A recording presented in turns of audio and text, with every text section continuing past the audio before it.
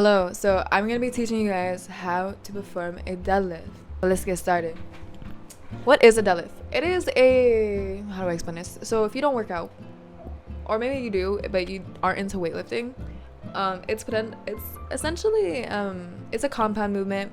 It involves different parts of your body, your back, your legs, your whole body basically, honestly. So the reason why I chose how to teach you guys how to deadlift, specifically a conventional deadlift, is because I feel like it can help translate into a lot of other things, such as just picking up things.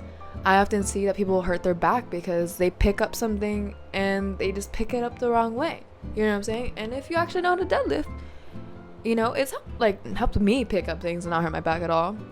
And so, which is why I wanted to show other people. Like, you don't need to actually deadlift. You know, you don't have to start doing these. If you take some of like the more the fundamentals of it, like the main components, then I feel like it'll be really helpful in terms of just picking up anything. Though you won't be able to do every step for every single thing you pick up, but there's a lot of key components that you can take away from it. So, number one, basically, your foot placement. Now this is very important, okay? Otherwise you'll be performing something that is not a conventional deadlift. So firstly, for a conventional deadlift, which is what I'm teaching you, very important, your feet need to be shoulder width apart. Okay, shoulder width apart. Though, it depends on your anatomy. Sometimes going more narrow helps, or a teeny bit wider. If you go too wide, you're actually going to perform a different type of deadlift, which is not what I'm showing you guys today. And once you've gotten that, when you're going under the bar, I suggest putting your feet, like going in, about where it starts your shoelace. So, oftentimes people will say midfoot. Sometimes that may work for you. Just like I said, anatomy is a really big part of this. Not everything's gonna fit everyone. You'll need to adjust regardless. For me, I go more in because it just works for me. And so I go to where my shoelaces generally start, which is the closest to your shin, is where I'm talking about. So that's where you want to put your feet. So it's gonna be shoulder width apart and more in toward the start of your shoelace. So now you've gotten the foot placement correctly. Now it's going down to grab the bar, which is basically step 2, grabbing the bar. Okay, so put your hips back. Okay, and then as you're bending your knees, that's when you want to grab the bar. Okay, your arms should not be like bent in any way, really. So now when you've done that and you put you start bending your knees, you grab the bar. Your shins should be touching the bar. Okay, it needs to be touching the bar. If it's not, you're doing something wrong, essentially. Probably need to go more in with your feet before starting. As I was mentioning, how I suggest going toward like the start of your shoelace. Okay, but if everything's fine there, you grab the bar, your shins are touching the bar, out of that. Okay, now comes step 3. Now, because like I mentioned earlier, it's a full body workout basically. Okay, you want to slack the bar, and I'll show you here how to slack the bar. You'll hear the noise. Okay, and that is the sound of slacking the bar. Essentially, there's a little space in between the bar and the weight around it. And when you slack the bar is going against the weight at the top. And that is what you want. Now, you're in place, your foot placement's there, you're down, you grab the bar, and then you slack the bar. When you slack the bar, your lats will be engaged, your whole body will essentially be engaged, and you should feel pressure in like your glutes, your hamstrings, your lats. Stuff like that. That's where you should be feeling it. Okay? So after you stack the bar and you've gotten all of that down, now comes the next step. Bracing. What is bracing? You may ask. Simple. It's a breathing method, okay? When you brace yourself, when people say that, okay?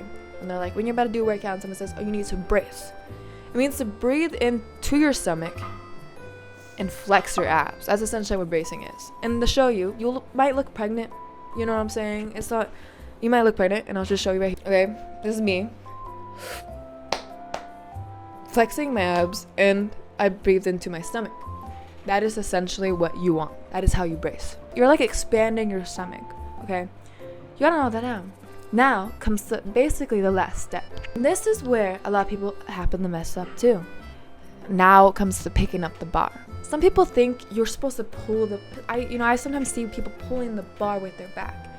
You're not supposed to be doing that, okay? That is how you hurt yourself. The rounding of the back. Very important to note, okay? The most common mistake for deadlifting is the rounding of someone's back. You don't want to do that. That's really how you get hurt. I'm telling you, it is extremely scary to also see it happen in real life all the freaking time. I'm being serious. Like, it is so scary to think about because you can really hurt yourself. I'm telling you, people have been out for months because they messed up. You know, there is a high risk, high reward when it comes to deadlifting, but if you are performing it correctly and safely, it should not necessarily be an issue. And this also just applies in general with working out and also just picking up anything. You don't want to pick up something with your back. Your back is like, you injure your back, it freaking sucks. I'm saying, like, that's probably the worst thing you want to ever injure in your life. I feel like is your back. Like I said, the number one thing is the rounding of the back. And that happens because people are pulling the bar. Your arms are there to support the bar, but your legs are doing a lot of the work. One thing for us to know, put your knees into your arms. It helps. And then that's when you want to start driving through the floor with your feet. It is like once you get up a bit, it's like a hip thrust to the bar. Like, say this is you and this is the bar. Literally. I don't know if that was the best illustration of it. Once you've done that, you actually just completed the perfect deadlift. But one thing to keep in mind, and why I say slack the bar and stuff, your shoulders should always be parallel to the bar. I mean, you'll see here, when you slack the bar, and when I'm actually in the position where my lats are engaged and everything is engaged, my shoulders are always stacked above the bar. Okay, that is very important. You know, usually your bar pass should be pretty straight if you're performing it correctly, and that's literally how you perform perfect deadlift. And so to go down the list again, foot placement, very important. Remember, shoulder width apart, or at least about shoulder width apart. You bend your knees, and your knees are into your arms. You slack the bar, and then you brace, and then you drive your feet through the floor, and then your hips and chest are going up at the same time, and you're basically thrusting your hips forward. That is how you perform the perfect deadlift, okay? You don't want to end up on those pages where people break their back deadlifting, okay? You do not want any of that rounding. Okay, I just want to make that clear.